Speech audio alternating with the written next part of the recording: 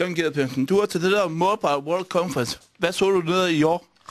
Og det var et stykke tid siden jo. Det var helt tilbage i slutningen af februar, vi var til Mobile World Congress i Barcelona. Men vi så jo en frygtelig masse rigtig spændende ting dernede.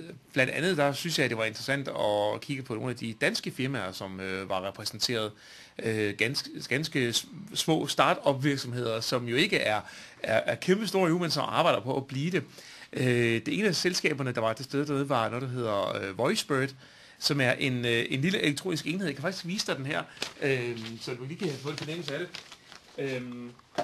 En lille elektronisk enhed, som man tilslutter til sin mobiltelefon via Bluetooth, og så kan den her faktisk optage mobilsamtalen ind på hukommelsen i den.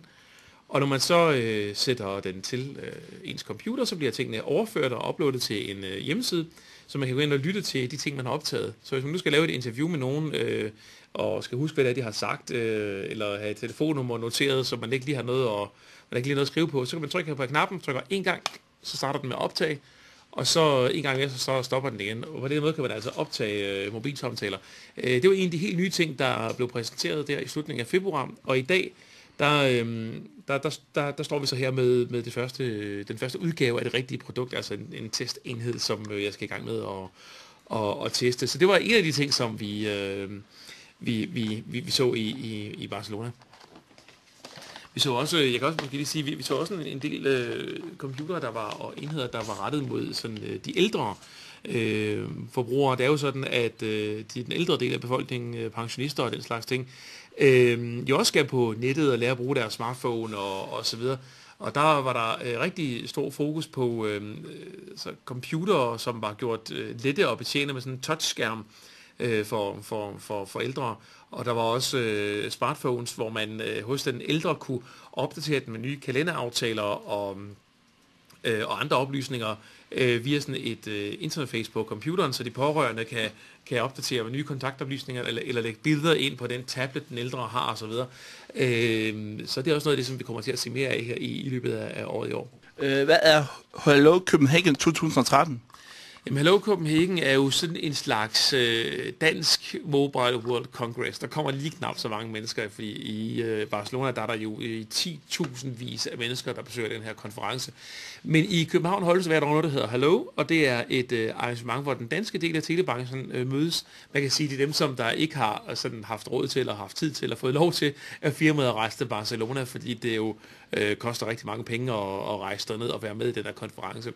Og så mødes de i en dags tid, hvor der bliver snakket på kryds og tværs. Man hører nogle foredrag ved arrangementet. Jeg var blandt andet selv inde og snakke lidt omkring fremtidsperspektiverne på det her mobilmarked.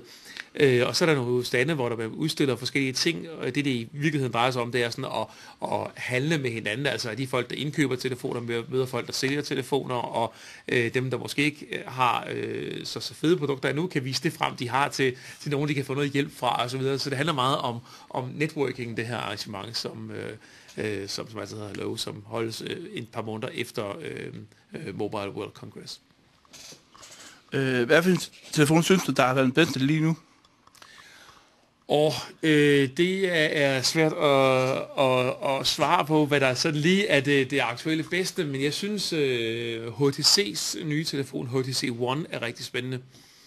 Den er designet i aluminium, og de har lavet et helt nyt layout på brugerfladen og på systemet, der gør, at man får en helt anden oplevelse af sådan en HTC-telefon. Det er ikke længere de her orange og røde farver, som vi har kendt det tidligere. Nu er det blevet mere sådan sort og gråt og hvidt og mere stilrent, nærmest mere professionelt at se på. Det er et rigtig spændende produkt. Nok i virkeligheden det mest interessante Android-produkt, som vi har set i år endnu. Selvfølgelig er der mange, der snakker om Samsung Galaxy S4. Det er også en rigtig fin telefon, men den byder bare ikke, synes jeg, på så mange nye ting på samme måde, som HTC de har gjort det. Samsung har fokuseret meget på nogle ting i softwaren, der kan gøre nogle forskellige ting, når man kigger på den, rører ved den og sådan nogle ting, og det kommer vi til at se meget ud af i fremtiden, eller meget mere af i fremtiden. Desværre kan man sige, at på Samsung Galaxy S4, der er det ikke altid, man oplever, at funktionerne virker sådan helt færdigudviklede.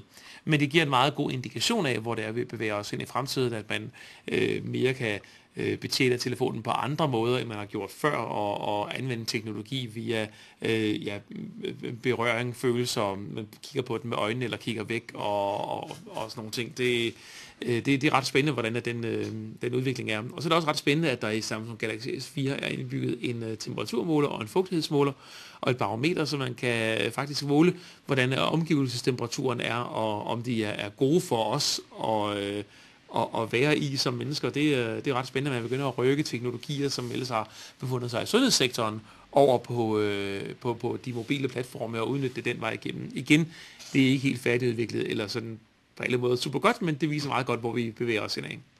Hvordan fungerer MobilPro Danske Bank rigtigt? Mobilbank? Ja. Du tænker på den almindelige mobilbank? Nej, den nye, hvor du kunne sende penge fra en konto til sms. Nå, okay, altså MobilePay. Som, jamen, den fungerer med, at man tager sin smartphone, og så installerer man applikationen MobilePay fra Danske Bank på. Og så opretter man en brugerprofil, og i den brugerprofil, der angiver man ens kreditkortoplysninger, uanset hvilken bank det er fra.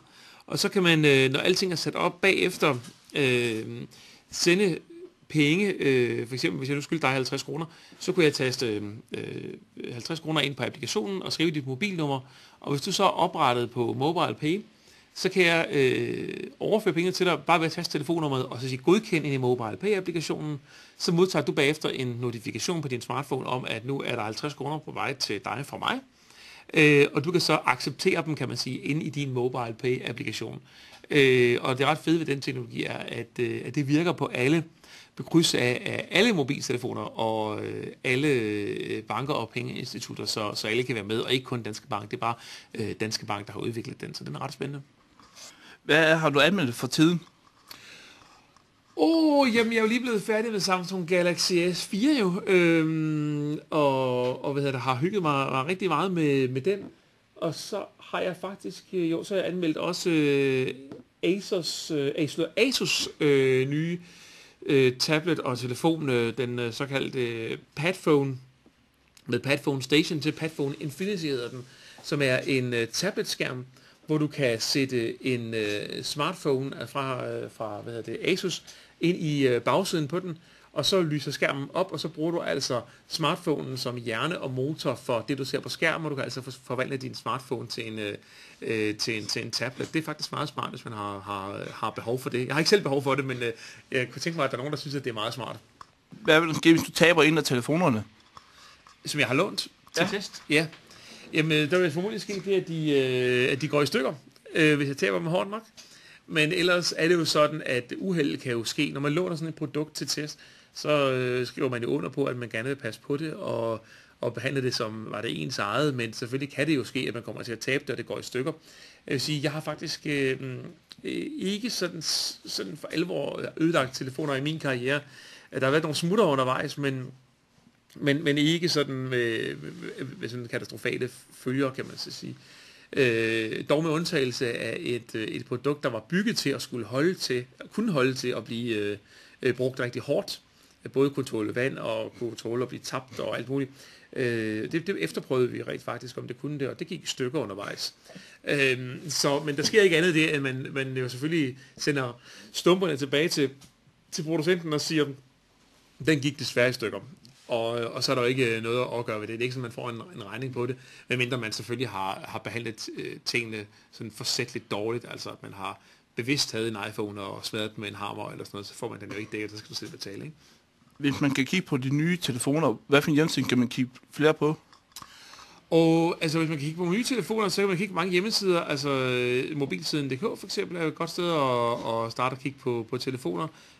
Vores nye site, meremobil.dk, der kommer vi til at skrive rigtig meget om telefoner. Vi kommer også til at fortælle rigtig meget om de nye teknologier via nogle radioudsendelser på nettet, det der hedder podcast, som du også selv laver noget af.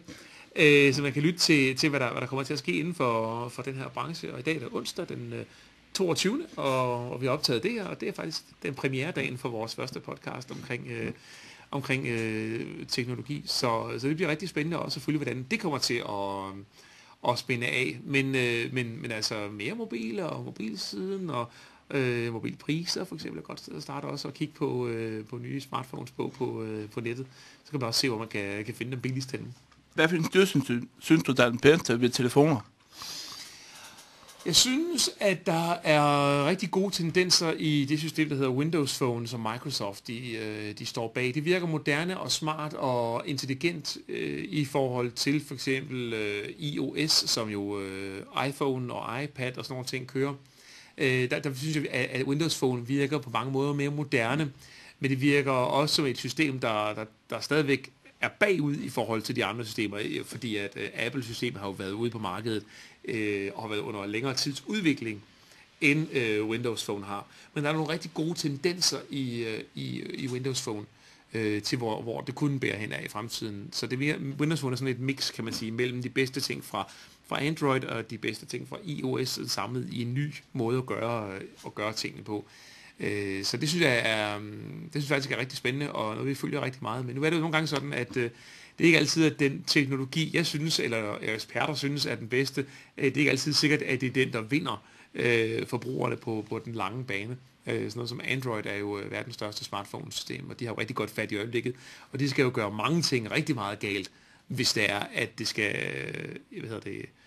hvis ikke det skal gå godt for dem, kan man sige. Ikke? Og Windows Phone har stadigvæk en meget, meget, meget, meget lille markedsandel. Så på den måde, så er de jo, hvad kan man sige, så er de jo bagud, men vi håber på, at det går bedre for dem fremover. Har du nogensinde mødt David Gula og Niklas Høj fra Bip og Søren Ding? Ja, det har jeg. Jeg var ude at rejse med både David og Nikolaj Sonne adskillige gange. Det er jo sådan, nogle gange, så vi bliver inviteret ud og se nye produkter og til præsentationer af nye produkter forskellige steder, enten det er i Danmark eller i udlandet. Og der rejser man typisk IT-journalister sammen. Så jeg har været ude at rejse med både David Gula og Nikolaj Sonne rigtig mange gange. De er nogle rigtig hyggelige mennesker, og vi har fået en god snak om teknologien. Det er ikke altid, vi er enige om, hvad der er godt og skidt, og hvad der er det rigtige, men vi har også hver vores medier og hver vores hvad kan man sige, læsere og lyttere og seere og tale til, kan man sige. Så de er nogle søde og nogle rare mennesker. Hvorfor bliver telefoner varme? Det gør telefoner, fordi de faktisk laver rigtig meget. Det er sådan, at når du har sådan en telefon, nu har jeg så lige en iPhone liggende her, men hvis du tager sådan en telefon og begynder at bruge den, så sidder der jo en processor inde i, der regner, hvad det er, du laver. Der sidder også en grafikprocessor, der beregner alt det, der foregår på skærmen. Og når man skal beregne noget rigtig hurtigt, så bliver det varmt. Det er altså også processordelen, der udvikler varme, og det gør chipsættet også, fordi det også bliver brugt til beregningerne. Og det udvikler altså noget varme, som det skal af med, når du anvender telefonen. Og det gør, hvis du taler i din telefon, så udvikler radiokredsløbet også varme i produktet. Og det gør nogle gange, at man kan føle, at telefonen den bliver varm, når man bruger den. Det er helt normalt. Men en af de ting, som ikke ret mange ved, og ikke ret mange tænker over, det er, at du også selv påfører varme til produktet. Når du holder din telefon i hånden og holder den op til øret og taler i den, så indkapsler du jo telefonen op mod dit øre, altså hvor den får svært ved at komme af med varmen, og så har du hånden på den anden side. Det gør igen, at telefonen får svært ved at komme af med varmen, og så er du altså på den måde med til at varme produktet op, selv med din egen kropstemperatur også. Så der er mange årsager til, at ting udvikler varme. Batteriet udvikler også varme. Det er jo batteri er jo skabt af kemi, der gør, at man kan have strøm liggende i det og hente strøm ud af det. Og når man belaster batterier, så udvikler det også en lille smule varme. Så alt i alt så udvikler alting, inklusive skærmen, den udvikler rigtig meget varme til gengæld. Det ved du også, for det er en fladskærm derhjemme i stuen. Hvis du holder hånden foran den, når den er tændt, så kan du mærke, at den afgiver varme, og det gør skærmen på mobiltelefoner også. Så det er derfor, at de bliver varme. Faktisk er det sådan, kan jeg sige til dig, Jimmy, at det her med 4G, ja, som jo er nyt i de nyeste telefoner her. Dengang, at de første 4G dongles til computeren, de kom, der udviklede de faktisk så meget varme, at man på det tidspunkt ikke kunne sætte den teknologi direkte over i smartphones, fordi vi simpelthen bliver så varme, at det vil være udholdeligt der med at gøre. Altså det vil måske beskadige de andre komponenter i telefonen, fordi de blev for varme af den varmeudvikling, der var fra chipsættet. Så inden man kunne flytte 4G over i telefonerne, var man simpelthen nødt til at udvikle chippen til at blive endnu mindre, og til at udvikle endnu mindre varme, for man kunne putte den ind i telefonerne. Men det er man så kommet til nu. Så i dag der har vi 4G i vores tablets og i vores smartphones. Og det udvikler sig ikke så meget mere varme, end så meget andet teknologi gør inde i telefonen. Jamen, jeg siger tak for, at du må snakke med mig igen. Det var slet, Jimmy, og rigtig god dag til dig. Ja, tak lige måde.